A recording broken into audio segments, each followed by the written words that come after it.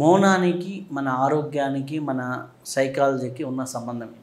మనం ఎంత మౌనంగా ఉంటే మన థాట్స్ని మనకు అబ్జర్వ్ చేయడం కుదురుతుంది. లేకపోతే మౌనంగా లేదనుకోండి, మనం ఇప్పుడు మాట్లాడుతున్నాను, నేను ఇప్పుడు బీటా వేవ్లో ఉన్నాను. సో అలా ఉంటే ఏమవుతుందంటే మనం యాక్టివ్గా ఉంటాను. సో నేను ఎంతసేపు మౌనంగా ఉంటే మన లోపల ఏం జరుగుతుందో, మన థాట్ ఏమొస్తుందో నేను అబ్జర్వ్ చేయగలను. అబ్జర్వ్ చేసి నెగిటివిటీని తీయగలను. సో కాబట్టి మౌనం చాలా ఇంపార్టెంట్. ఒక సాధన చేయాలంటే మనం ఏదైనా కానీ ఒక డీప్ ఒక ఫోకస్ రావాలంటే మనం మాట్లాడుతూనే ఉంటూ అటు ఇటు చూస్తూ ఉన్నా కూడా, ఈవెన్ చూసినా కూడా మాట్లాడినా కూడా వర్కౌట్ అవ్వదు.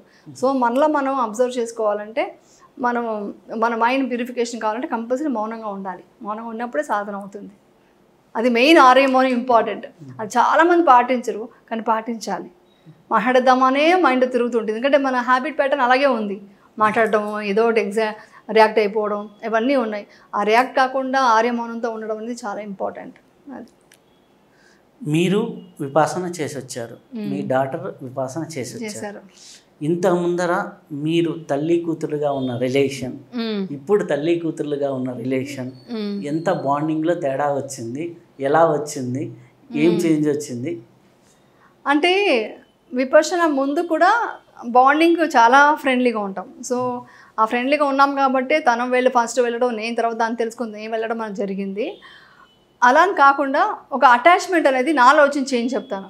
అంతకుముందు మా అమ్మాయి నేను షూటింగ్ నుంచి రాగానే నాకు అనిపించాలి, నా కళ్ళ ముందు మాట్లాడాలి, ఆ టైం ఇవ్వాలి నాకు. లేకుంటే కొంచెం ఫీల్ అయిపోయేదాన్ని, అదేంటి నాకు టైం ఇవ్వట్లేదు, నేను తన కోసం ఇంత త్వరగా వచ్చాను, ఎక్స్పెక్టేషన్స్ ఉండేది. ఇప్పుడు ఏమవుతుంది, ఇప్పుడు ప్రేమ ఉంది, బట్ ఎక్స్పెక్టేషన్స్ అలా లేదు. ఇలా ఎక్స్పెక్టేషన్ జరగదు, ఏదైనా వేరే చేంజ్ అవ్వచ్చు కదా, దాన్ని అక్సెప్ట్ చేయడం వచ్చింది. ఎక్స్పెక్టేషన్ బదులు అక్సెప్ట్ చేయడం వచ్చింది. దానికి కూడా అలాగే సేమ్ అక్సెప్టేషన్ వచ్చింది. సో అది ఆ చేంజ్ అయితే మన విపర్శన తర్వాత తెలిసిందనమాట. సో మన రెస్పాన్సిబిలిటీస్ ఉంటాయి. ఫుల్ ఏమంటే మన అటాచ్మెంట్ వల్ల వాళ్ళకి ఇబ్బంది కలుగుతుంది. సేమ్ వాళ్ళకు మనతో అటాచ్మెంట్ వల్ల ఇబ్బందే. యాక్చువల్ అటాచ్మెంట్ అనేది ఇబ్బందే. సో అదేమవుతుందంటే, ఓకే ఈరోజు తను టైం ఇవ్వలేదు, ఓకే రేపు మాట్లాడుకుందాం, ఓకే తను తినిందా, ఓకే బాగుందా, అంతవరకే. సో ఎక్కడా పోరు కదా. సో ఇది వచ్చి అక్సెప్టెన్సీ వస్తుంది అనమాట. ఆ చేంజెస్ ఇద్దరిలో కనిపించింది. నేను ఒకరి దగ్గర విపాసన ఎక్స్పీరియన్స్ ఒకరి దగ్గర విన్నాను. ఏంటంటే ముందర ఈ హెవీ షాపింగ్ చేయాలి, ఏదేదో కొనేయాలి, ఏదేదో తినేయాలి, ఈ క్రేవీనెస్లన్నీ కూడా తగ్గుతాయని విన్నాను. అది ఎంతవరకు నిజం? యాక్చువల్లీ నాకు ఫస్ట్ నుంచి కూడా పెద్దగా రెడీ అవ్వడం ఇష్టం ఉండదు. నేను చాలా వీడియోస్లో కూడా చెప్పాను అంతకుముందు, నాకు సింపుల్గా ఉండడం ఇష్టం అండి, ఏదో జనాల కోసం అలా రెడీ అవుతున్నాము అలా అంతా ఉండేది కదా. అప్పుడు విపర్శనకి వచ్చాక ఐఎమ్ రైట్ అని తెలిసింది. అంటే నేను నా థాట్ ఏదైతే వచ్చిందో అది కరెక్ట్ అనిపించింది అనమాట. సో అప్పటి నుంచి మొన్న ఒక ఫంక్షన్కి వెళ్ళాను. ఇదంటే షూటింగ్ నుంచి వచ్చినాను, ఎప్పుడే షూటింగ్ నుంచే వస్తాను నేను, ఏ ఇంటర్వ్యూకి వచ్చినా నాకు టైం ఉండదు కాబట్టి, ఇంట్లో ఉంటే ఇంక రాను బయటికి. అందుకని నేను బయటకు వచ్చినప్పుడు అలాగే వచ్చేస్తాను కాబట్టి ఇది ఓకే. కానీ నేను ఎక్కడ మేకప్ కానీ లిప్స్టిక్ కూడా, ఈవెన్ సేవ చేసినప్పుడు, మెడిటేషన్ చేసినప్పుడు no powder, no lipstick, nothing అనమాట.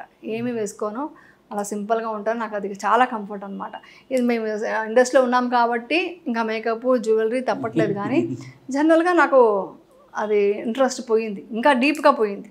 డీప్గా అది కాదు అసలు లైఫ్ అంటే. ఏంటి మనం ఎందుకు రెడీ అవుతాము, షో ఆఫ్ కోసం, వేరే వాళ్ళ కోసం, అది అవసరం లేదు. ఎంత నీడో అంత అవసరం చాలు.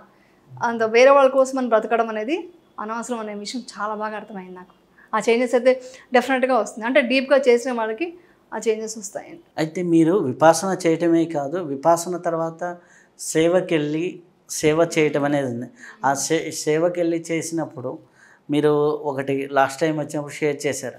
అక్కడ వాళ్ళు ఏదో బెడ్షీట్స్ తెమ్మంటే నేను వెళ్ళాను, అక్కడ వాష్రూమ్ సరిగ్గా లేకపోతే క్లీన్ చేశాను అనేసి. అంటే ఒక ఎట్లేదన్నా కానీ మన ఇంట్లో వాష్రూమ్ క్లీన్ చేయడం వేరు, ఒక అందరూ యూజ్ చేసే కామన్ వాష్రూమ్ క్లీన్ చేయడం వేరు. ఆ స్టెబిలిటీ అంటే ఇది విపాసన వల్ల ఎలా వచ్చింది? యాక్చువల్లీ నాకే షాకింగ్గా ఉంది చెప్పాలంటే. నేను వర్క్షాప్కి వెళ్ళాను, 1 డే వర్క్షాప్కి వెళ్ళాను. ఆ 1 డే వర్క్షాప్లో వాళ్ళు చెప్తున్నారు, ఎక్స్ప్లెనేషన్ ఇస్తున్నారు సేవ అంటే ఏంటి అనేసి. అది నా మైండ్లోకి చాలా బాగా వెళ్ళింది. నాకు యాక్చువల్లీ వాళ్ళు వాష్రూమ్ క్లీన్ చేయమని ఇవ్వలేదు. నాకేమన్నారంటే మెష్ క్లీన్ చేయమని చెప్పారు. మెష్ క్లీన్ చేద్దామని వెళ్ళాను. నాకెందుకో వాష్రూమ్ కొంచెం స్టింకింగ్ ఉంది, బాగాలేదనిపించింది. నాకు ఎందుకో క్లీనింగ్ అంటే ఏదైనా క్లీనింగే కదా చేసేద్దాం అనిపించి, వాళ్ళు అది అడిగితే హార్పిక్స్ అవన్నీ అడిగితే, మీరు మెషే కదా చెప్పాం, విండోస్ చేసేయండి అన్నారు. బట్ నాకు మనసు ఒప్పకుండా వెళ్ళి వాష్రూమ్ కూడా క్లీన్ చేశాను. అసలు నేను ఫస్ట్ ఆఫ్ ఆల్ నేను ఓసిడి అనుకోండి, చాలా నీట్ క్లీన్ ఉండాలనుకుంటాను. But a feeling without feeling నేను చేశానంటే నాలో చేంజెస్ వచ్చింది నాకు అప్పుడే అర్థమైంది. నాకే తెలియదు నాలో చేంజ్ వచ్చిందనే విషయం. ఆ వాష్రూమ్ క్లీన్ చేశాక తృప్తిగా నేను క్లీన్ చేశాను, అమ్మాయి నీట్గా క్లీన్ చేశాను రూమ్ అన్న ఫీలింగ్తో బయటకు వచ్చినప్పుడు నాకు షాక్ అయింది. అరే నేను ఇలా ఇంత చేంజ్ వచ్చింది నాలోనే, నాకే తెలియదు. నాలో చేశాక, నేను సేవ చేశాకే నాకు ఆ చేంజ్ తెలిసింది. తర్వాత వచ్చేసి అలాగే మొన్న 10 డేస్కి సేవకి వెళ్ళాను. ఇది ఫస్ట్ వర్క్షాప్కి వెళ్ళింది కూడా ఎందుకంటే ఐ వాంట్ టు నో ఏంటి సేవ ఎలా చేయాలి తెలుసుకుందామని వర్క్షాప్కి వెళ్ళాను. అప్పుడు ఈ ఎక్స్పీరియన్స్ అయింది. తర్వాత ఈ 10 డేస్ సేవ కొంచెం చేయగలను అనిపించి వెళ్ళాను అనమాట. ఒక రకరకాల ఎక్స్పీరియన్స్లు అనమాట. ఎంతోమంది దుఃఖంతో వస్తున్నారండి, ఎంతోమంది పెద్దవాళ్ళు వస్తారు. వాళ్ళని చూసి నాకు ఎంత కాదన్నా కొంచెం బాధ వేసింది, ఎమోషన్ అయ్యేది. అరే ఇంత కష్టంతో వచ్చారా వీళ్ళకి హెల్ప్ చేయాలనేసి ఉద్దేశంతో ప్రతి మూమెంట్ వాళ్ళతో మైత్రితోనే మాట్లాడుతున్నాను. మైత్రితో అంటే కంపాషన్, వాళ్ళకి మంచి జరగాలి, మంచిగా మెడిటేషన్ అవ్వాలి, కరుణ, జాలి అన్నీ, దయ అన్నీ పెట్టుకొని నేను చేశాను. యంగ్స్టర్స్ వస్తున్నారండి, యంగ్స్టర్స్కి ఎంత డిప్రెషన్లో ఉంటున్నారు తెలుసా, because of social media and ఇప్పుడున్న ఏమంటారు టాక్సిక్ మత్తు పదార్థాలు ఇవన్నీ తాగడం, డ్రింక్, స్మోకింగ్ వల్ల యంగ్స్టర్స్ లైఫ్ చాలా కొలాప్స్ అయిపోతున్నాయి. అది ఏంటంటే కల్చరల్ అయిపోతూ ఉంది. వాళ్ళు తప్పని కాదు, కానీ పేరెంట్స్ ఎంతవరకు కంట్రోల్ చేయగలరు? బయటకు వెళ్ళిన పిల్లలు ఎలా వస్తున్నారో తెలియట్లేదు వాళ్ళకి. నిజంగా సబ్రినా దీది చాలా నేను విన్నాను, టీనేజర్స్ కోర్స్ చాలా ఎక్కువ ఇంపార్టెన్స్ ఇస్తారు కొండాపూర్లో అనేసి. సో నిజంగా అది చాలా యూస్ఫుల్ అండి. నేను మొన్న కూడా ఒక దీనికి ప్రోగ్రామ్కి వెళ్ళాను ఛానల్లో, సేవ చేసి ఆ రోజే వెళ్ళాను. ఆ రోజే వెళ్ళాల్సి వచ్చింది. ఫుల్ టైర్డ్గా ఉంది, నాకు ఎక్స్ప్రెషన్స్ ఇవ్వడం కూడా రావట్లేదు. బట్ అక్కడ ఇవ్వాలి. నేను చెప్పాను కూడా అప్పుడు, విపర్శన చేసి వచ్చాను కాబట్టి నేను అంత ఎక్స్ప్రెషన్ ఇవ్వలేను, రియాక్ట్ అవ్వలేకపోతున్నాను అని చెప్పి. అక్కడ అందరూ స్టూడెంట్స్ వచ్చున్నారు, వాళ్ళందరికీ ఇదే చెప్పాను, మీరు లైఫ్లో ఇదంతా ఒక మాయ, మేము చేసేదంతా మాయ. అదే చెప్పాను, ఈ మాయలో పడకండి, ఇది ఊరికే ఒక టైంపాస్ ఎంటర్టైన్మెంట్. కానీ మీ లైఫ్కి విపర్శన చాలా ఇంపార్టెంట్. ఒక కోర్సులు చేయండి, మీకు తెలుసుకోండి. ముందు ఈ సోషల్ మీడియా నుంచి బయటకు రండి, ఎగ్జైట్మెంట్ నుంచి బయటకు రండి, రియల్ లైఫ్ ఏంటో తెలుసుకోండి అని చెప్పడం జరిగిందనమాట. సో అలాగే సేవ చేసేటప్పుడు కూడా చిన్నపిల్లలంతా ఎంతమంది డిప్రెషన్ అంటారు, భయం అంటారు, ఏడుపు అంటారు. వాళ్ళందరినీ చూస్తున్నప్పుడు నిజంగానే ఇది చాలామందికి చేరాలనే ఉద్దేశంతో ఎన్నిసార్లు నేను ఇంట్రూస్ చెప్తున్నాను. అందరికీ చేరాలి, అందరూ చేయాలి, అందరూ స్ట్రాంగ్ మెంటలీ స్ట్రాంగ్గా ఉంటే ఆ ఫ్యామిలీ బాగుంటుంది కదా. ఒక పిల్లలు ఇంట్లో స్ట్రాంగ్గా ఉన్నారంటే ఆ ఫ్యామిలీ మొత్తం బాగుంటుంది. అది ఇప్పుడు నా దగ్గరికి జనరల్గా ఆస్ట్రాలజీకి రెగ్యులర్గా వస్తూ ఉంటాను. నాకు మొన్న ఒకరు వస్తే ఇద్దరు కొడుకులు, ఇద్దరు ఇటువంటి నెగిటివ్ హ్యాబిట్స్కి అలవాటు అయిపోయారు.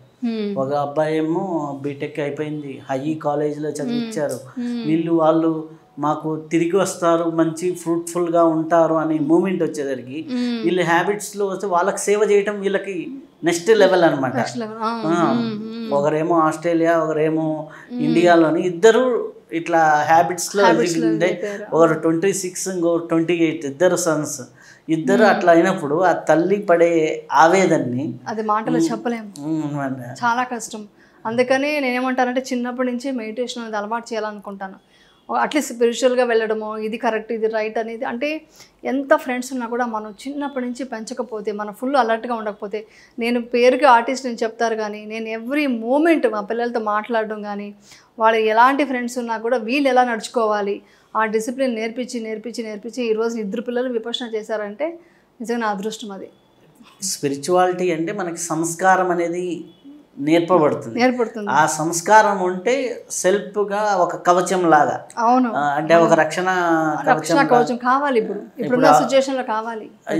ఇంతకు ముందర సమాజంలో ఏంటంటే 70-80% పీపుల్ గుడ్ పీపుల్ ఉండేవాళ్ళు, వాళ్ళని వదిలేసిన ఎవరో ఒకరు హెల్ప్ చేసి తీసుకొచ్చేవాళ్ళు.